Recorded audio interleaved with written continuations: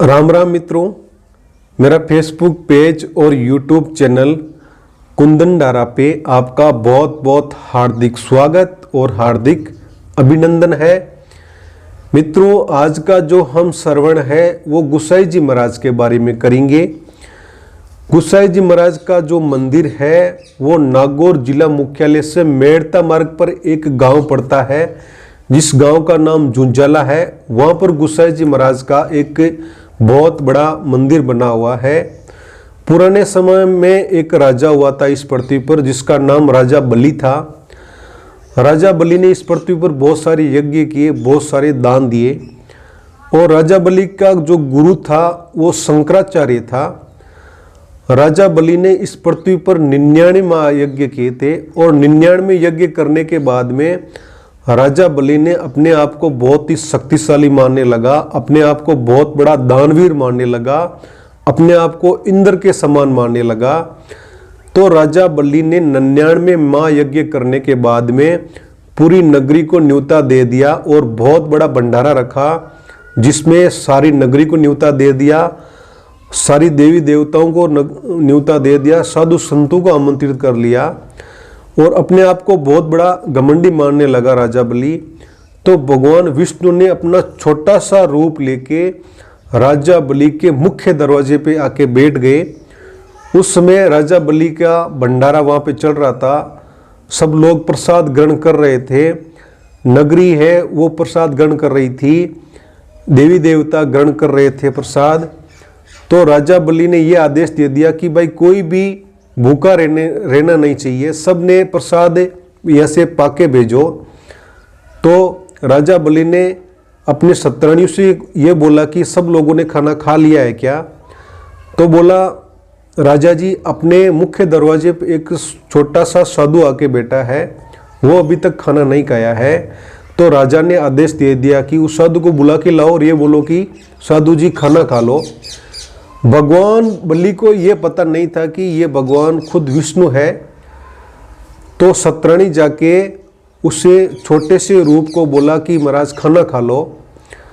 तो मना कर दिया कि अपना राजा खुद आके मेरे को बोलेगा, निमंत्रण देगा, तब आके मैं खाना खाऊंगा। तो राजा बलि खुद मुख्य दरवाजे पे आ गए और भगवान से विनती किया कि महाराज आप प्रसाद ग्रहण कर लो।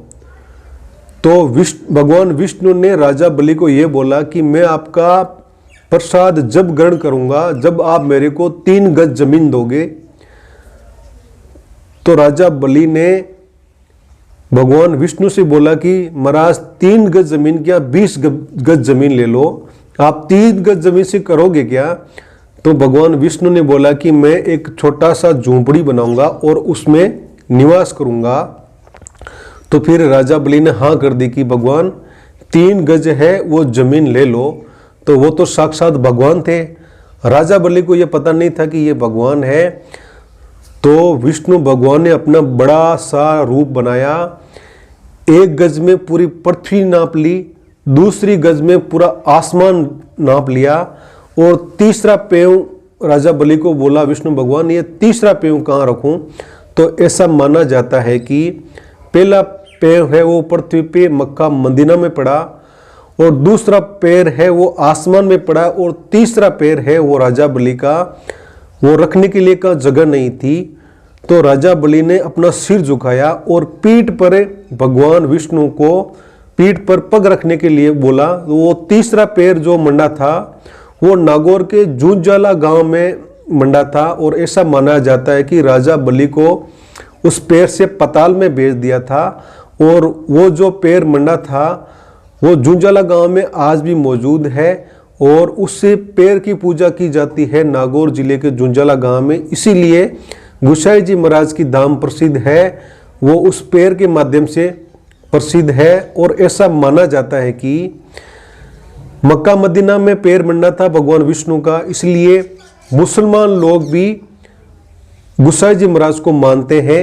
हिंदू और मुसलमान दोनों आज भी भगवान गुसाई जी को मानते हैं। उस पैर की आज भी पूजा की जाती है। 500 बीघा ओरण की जमीन आज भी जुंजाला गांव में बची हुई है। आज भी वहाँ पर बहुत बड़ा ओरण बना हुआ है और ऐसा माना जाता है कि 100 बीघा में एक सरोवर बना हुआ है जिसको राम सरोवर कहा जाता है। और वहाँ पे 6 गांव के लोग आज भी वहाँ पे पानी पीते हैं, ऐसा माना जाता है। और अखंड ज्योत है वो जूझला गांव में जलती है। ऐसा माना जाता है कि रोज की उससे 6 से 7 किलो घी का हवन किया जाता है और अखंड ज्योत जलती है। ऐसा माना जाता है बाबा रामदेव और गुसाई जी महाराज एक ही गुरु के शिष्य थे और वहाँ पर एक बहुत बड़ा मंदिर ही गुसाई जी महाराज के जो मंदिर है वहाँ पर एक रामदेव जी का मंदिर ही बना हुआ है। और ऐसा माना जाता है कि बहुत बड़ा मेला भी आज भी जूझला गांव में बढ़ता है। ऐसा करके गुसाई जी महाराज की कथा का समापन होता है। जय गुसाई जी महाराज, राम राम सा।